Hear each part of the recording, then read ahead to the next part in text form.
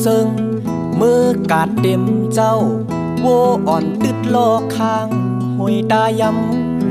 ำโดยกว่าเนื้อฟ้านกแอนมินมน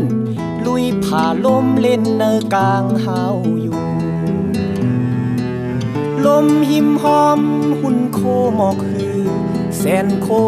เสียงแห้งปั้นนั้นคุณเยาคุณตั้งวันมนโนกคำขึ้นข้าวไม่คึงเลยคือดีเหมือนกันนกแลเป็นโบเบิ่งเป็นยานไก่ฟ้าตั้งลินเพอเคยเหมือนเพอเคยเยิงกันแต่ง่ายนังจึงโวอามนกแอน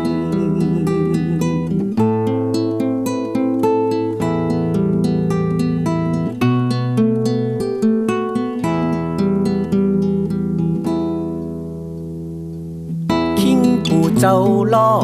ฮึดเสือเสียงท่าเมื่อเกิดมาจาดปานเป็นโวเมื่ออำเมินเปิ้นมีปีกมินไล่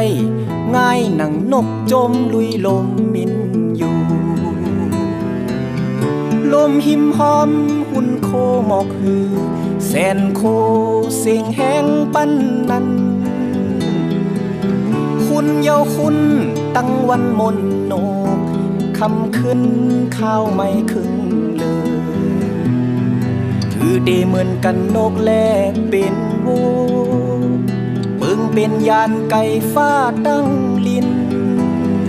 เพอเคยเหมือนเพอเคยเยิงกันแต่ง่ายนังเจิงโวอามนกแอน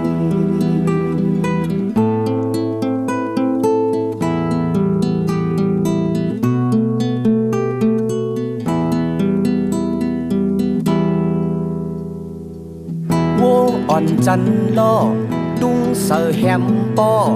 มันห่อนวนหูย้อนเปิงสังนอกุยหน้าเพอซ้ำวนตาลองลอดแล้วจึงนั่งพ้องนกดึกจมมินอยู่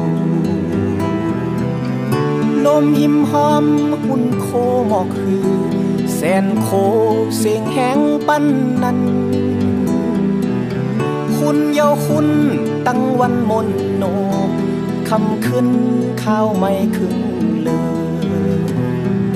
คือดีเหมือนกันนกแลเป็นโบเบิ่งเป็นยานไก่ฟ้าตั้งลิน